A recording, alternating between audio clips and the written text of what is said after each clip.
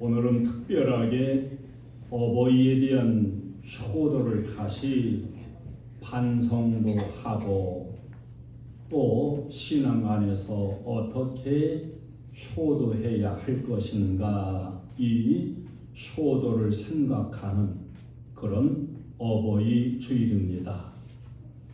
우리 성도는 하나님의 말씀과 명령을 따라서 주신 어버이 귀중히 여기고 효를 다하고 성경에 약속되어 있는 잘되고 장수하는 하나님의 복을 받아서 누려 사는 그런 자녀가 되고 작은 천국 같은 가정을 이루는 이런 우리 행복한 교회 모든 가족들이 되시기를 주님의 이름으로 축원합니다. 우리 성도는 부모에 대한 넓은 개념을 가져야 됩니다. 육신적으로 나를 낳아주신 어버이만 부모가 아니고 또 내가 낳은 자녀만이 자녀가 아닌 더 넓은 개념의 부모관, 자녀 개념을 갖는 게 중요합니다. 사도 바울은 결혼한 일이 없었지만은 아들들이 있음을 증거해 줘요. 믿음의 아들입니다. 디모데가 그렇고 디도가 그랬습니다. 이들은 혈연하고는 아무런 관계가 없는 사람들이지요.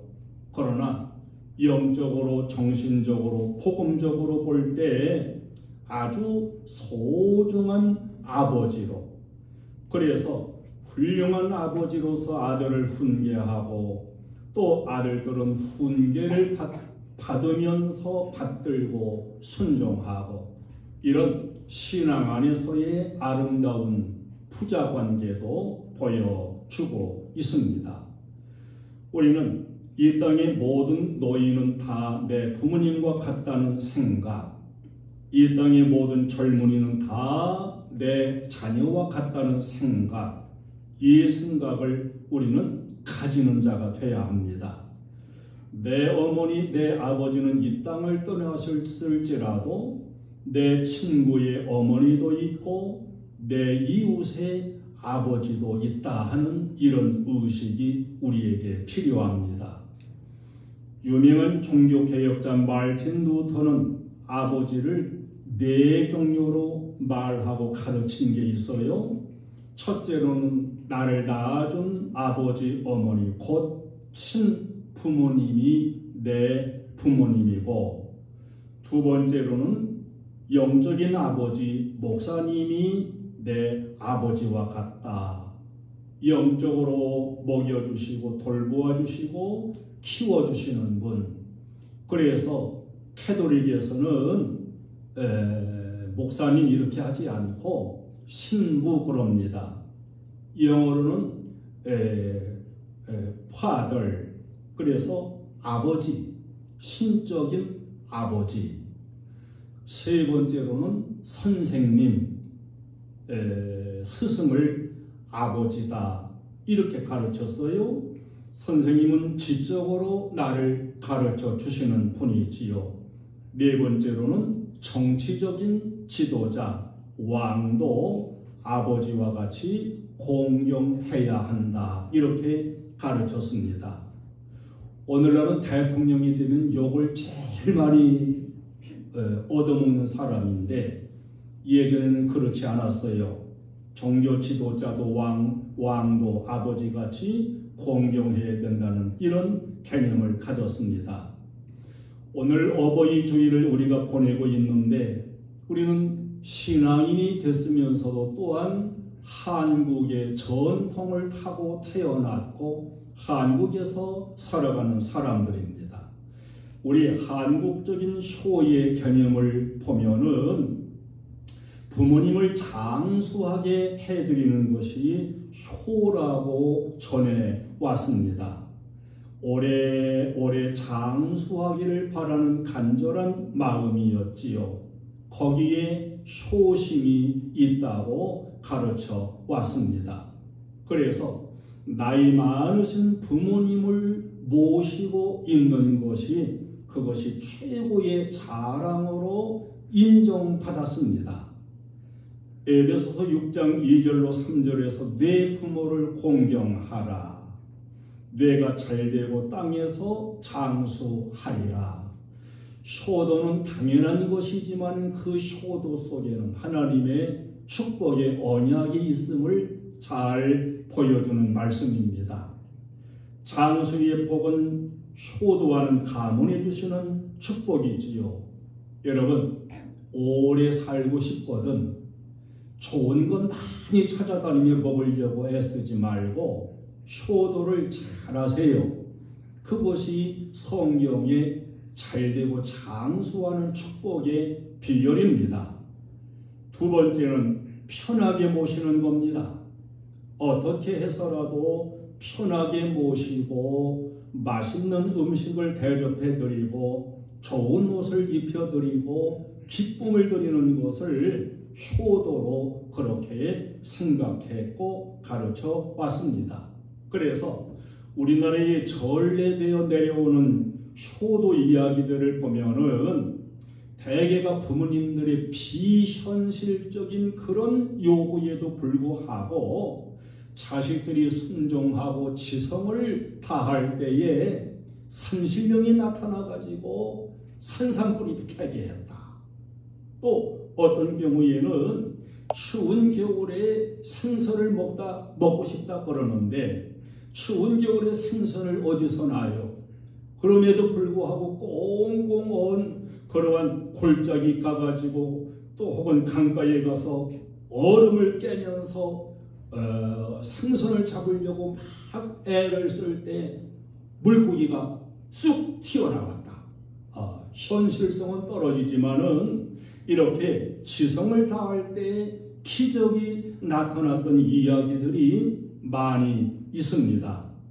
지성이면 감천이라는 말을 전하고자 하는 그런 그 이야기 소재들이 있지요. 세 번째로는 가문의 대를 이어가는 것을 효도로 여겨왔습니다. 그래서 장가가지 않고 결혼하지 않은 아들은 불효자가 되는 거고 결혼해서 대를 이어가지고 부모님께 손자를 안겨주는 것이 최고의 효도하는 것으로 그렇게 통해 왔습니다. 네 번째는 가문의 명예를 소중하게 여기는 것이었지요. 벼슬을 못한 아들은 불효자로 그렇게 낙인이 되고 출세해서 가문을 빛내게 될 때에 그가 효도자가 되었습니다. 나라를 위해서 명예롭게 죽으면은 충신이 돼서 가문을 빛내고 명예를 높여서 효자가 되는 것이었습니다.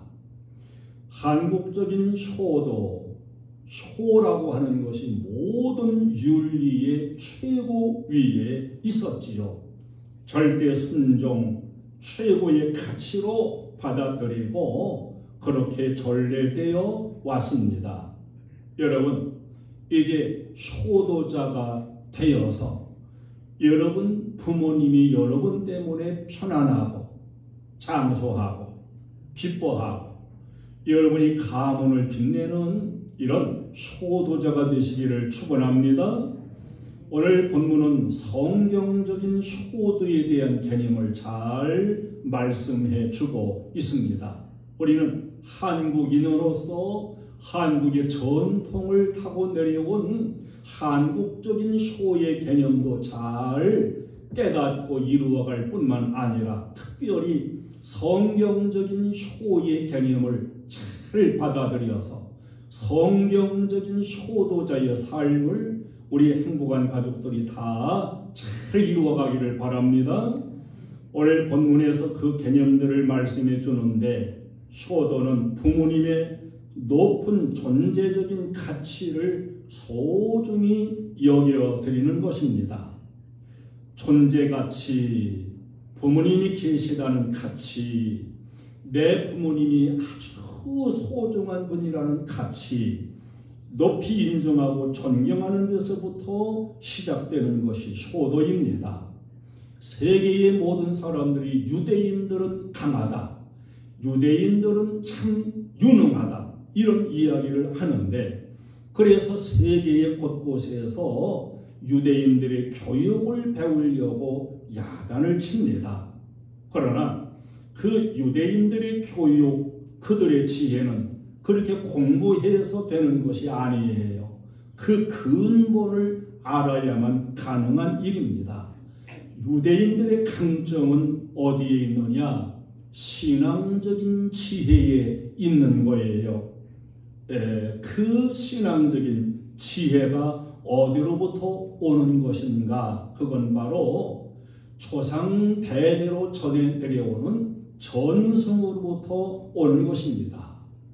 우리가 만약에 신앙적인 어떤 토론을 열렬히 하다가도 이것이 성경적이다, 성경은 이렇게 말씀하신다, 그러면 거기에서 딱 끝나야 됩니다.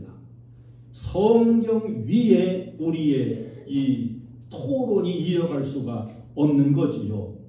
그것처럼 저 유대인들은 이런저런 모든 변론을 열심히 하다가도 이것이 전승이다, 부모님께로부터 내려온 전승은 이것이다, 그러면 거기서 딱 엔드, 끝나는 거예요.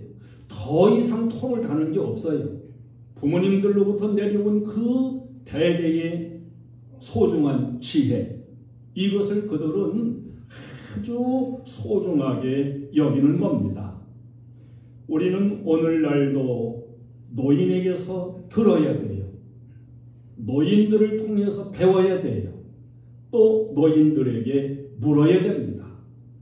노인에게서 배울 수 있는 겸손이 우리 젊은이들에게 꼭 필요한 겁니다. 맨 처음 자동차를 사서 운전하면은 여러 사고가 자주 나요. 긁어먹기도 하고 쿵쿵 박기도 하고 사고가 나요. 이 사고를 줄여나가는 비결이 있습니다. 그것은 최소한 10년 이상 운전을 잘 한 그분들께 듣는 것이 중요한 거예요. 내가 운전 좀 이제 할 수 있다, 그래가지고 마구 나아가다가 많은 사고를 내먹습니다. 자꾸 듣고, 또 나보다 먼저 운전한 분들이 어떻게 운전하는가 또 보고, 또 묻고, 이렇게 하면 사고를 방지할 수 있는 거예요. 요즘의 젊은이들이 노인에게서 잘 들으려고 하지 않아요. 1절만 하세요. 그리고서 잘 듣지 않으려고 합니다. 그러나 우리는 부모님의 경험을 잘 들어야 됩니다. 대개 성공한 사람들, 이렇게 해서 대박이 났다, 이렇게 해서 성공했다. 성공담 속에는 많은 거짓말과 과장이 있다는 걸 알아야 됩니다. 내가 잘했다는 걸 드러내려니까 자꾸만 과장할 수밖에 없어요. 그러나 실패한 것에서, 또 부모님들의 진솔한 그 이야기 속에서 우리는 많은 경험과 지혜를 소중히 여기면서 들을 줄 아는 이런 지혜가 필요한 거예요. 이제 젊은 사람들은 자기 마음대로 뛰다가 많은 실수를 거듭합니다. 이게 어디서부터 올까요? 먼저 경험한 어른들의 이야기를 듣지 않는 교만에서 오는 것입니다. 효자는 부모님의 높은 가치, 경험한 모든 그 실질적인 삶의 경험담, 이것을 잘 듣는 거예요. 여러분, 노인에게서, 특별히 부모님에게서 먼저 했던 경험 소중히 귀담아 들음으로써 지혜로운 사람의 삶을 살아가시기를 축원합니다. 또한 부모 효도의 개념은 의인이 되는 겁니다. 24절에 의인의 아비는 크게 즐거울 것이요 지혜로운 자식을 낳은 자는 그로 말미암아 즐거울 것이니라, 이렇게 말씀해요. 자, 우리 자녀가 바른 길을 가고 의로운 삶을 살고 남들에게 손가락질 받지 아니하는 이런 삶을 살 때 부모는 그 자녀가 자랑스러운 것이지요. 반대로 악인의 아비는 슬퍼할 수밖에 없습니다. 어떤 방법을 동원해서든지 부자 되는 게 효자 되는 길이 아니에요. 성공만 한다고 해서 부모를 즐겁게 해드리는 것이 아닙니다.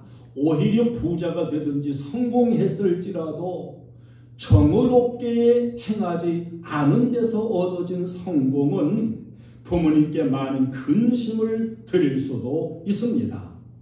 출세했다고 해서 반드시 부모의 마음을 기쁘게 하는 것도 아닙니다. 부모를 가장 기쁘게 해드릴 수 있는 첩경, 그것은 의인이 되는 거라는 거예요. 우리는 바른 길을 추구해 나가야 됩니다. 아무리 빠르고 그냥 한 방에 대박이 터질 이런 일이 있다고 혹할지라도 다른 사람에게 손해를 끼치면서 불의해서 얻어진 성공이라면 그건 하나도 부모에게 효가 되지를 못해요. 부모는 비록 자기는 악했다고 할지라도 자식은 선하기를 바라는 것이 부모의 마음입니다. 마태복음 7장 11절에서 너희가 악한 자라도 좋은 것으로 자식에게 줄 알거든 그랬어요. 나는 악하게 혹 살았을지라도 너는 의롭게 살아라. 이게 부모의 마음이지. 사람 눈치 볼 것도 없고 뭐가 옳으냐 그르냐 따질 것도 없고 다른 사람 등을 쳐서라도 너는 성공해라. 이런 부모가 이 세상에 어디 있겠습니까? 또한 지혜로운 자가 되어야 부모를 즐겁게 할 수 있음이라고 말씀해 주고 있습니다.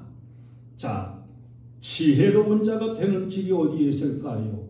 그것은 바로 하나님을 경외하는 것이 지혜의 근본임을 우리는 깨달아야 되고 하나님을 바르게 경외할 수 있는 이런 신앙으로 우리는 자꾸 들어가야 됩니다.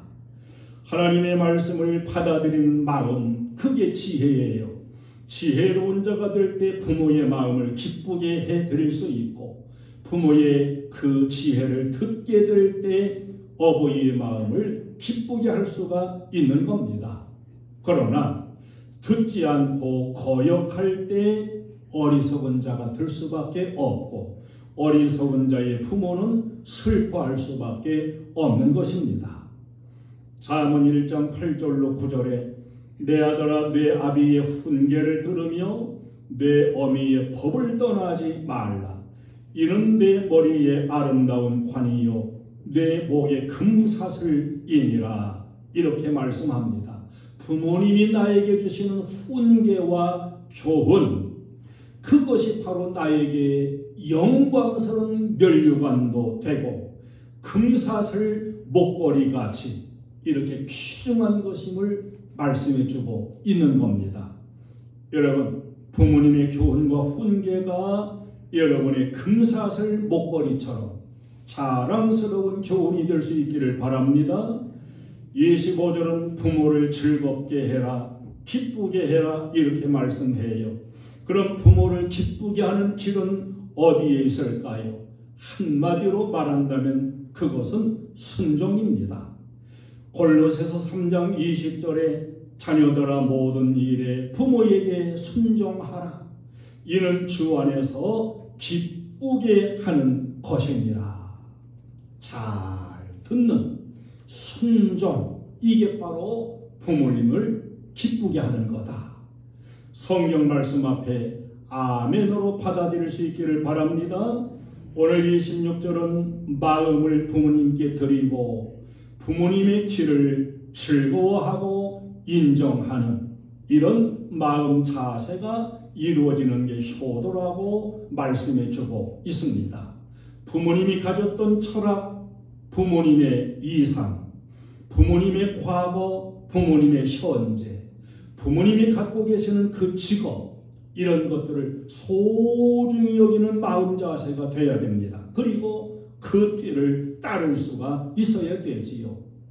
내 어머니 아버지가 가장 자랑스러운 분이라고 이렇게 긍지를 가져야 되고, 내가 이 어머니 아버지 그 틈에서 태어나고 이 가문에 태어났다는 것을 자랑스럽게 여기는 그런 자녀가 되어줘야 되는 겁니다. 어떤 아들이 멀리 유학을 떠나서 공부를 하면서 자기 부모님에게 편지를 보냈습니다. 나는 아버지 어머니의 아들 된 것을 가장 자랑스럽게 생각합니다. 아버지 어머니는 저에게 너무너무 잘해 주셨습니다. 제가 앞으로 커서 부모가 되었을 때 아버지 어머니처럼 나도 내 자녀들에게 할 수 있을는지 나는 자신이 없고 모르겠습니다. 이렇게 편지를 보내서 그 부모는 그 편지를 보고 크게 기뻐했다고 합니다. 내가 어쩌다가 이 불행스러운 가문에 태어났는가? 내가 어쩌다가 남들보다 못한 아버지 어머니 사이에서 태어나가지고 이 모양이요, 이 고생을 하는가? 여러분, 이렇게 생각한다면 그것처럼 큰 불효가 어디 있겠습니까? 부모님이 하시는 일은 다 옳은 것이고 그 교훈도 다 옳은 것이고 그 뜻과 추구해 나갔던 모든 삶의 방식도 다 옳았음을 인정해 드리는 것, 이것이 바로 효도입니다. 그리고 그 부모님의 길을 나도 기꺼이 따를 때에 그 자식은 효성스러운 자식이 되는 것입니다. 여러분, 아직 여러분에게 부모가 계십니까? 그러면 감사하세요. 이제 얼마 지나지 않으면 불러보고 싶어도 불러볼 수 없고 보고 싶어도 찾아가 볼 수 없는 그때가 옵니다.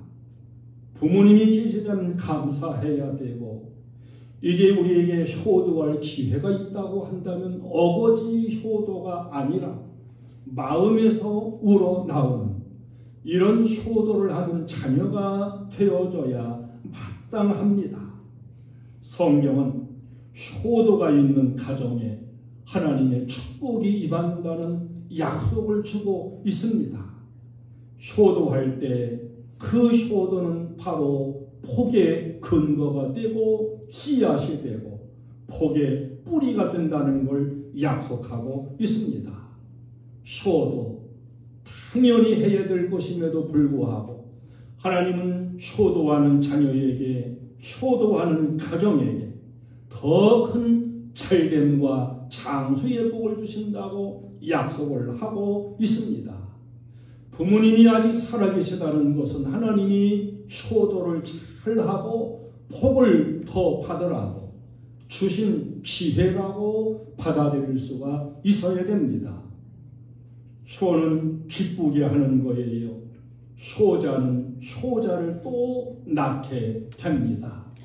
오늘 어버이주를 같이 보내는 우리 행복한 교회 모든 가족들이 마음속 깊이에서부터 지금까지 효도하지 못했던 것이 있다고 한다면 마음 중심으로 뉘우침이 있어야 되고, 다시 주어지는 또 앞으로의 삶에서 기쁘게 효도하고 효도를 통해서 하나님의 거룩한 축복이 풍성히 머물러지는 이런 복된 가정을 이루어가는 우리 행복한 교회의 모든 가정들이 되어지기를 주님의 이름으로 축원합니다.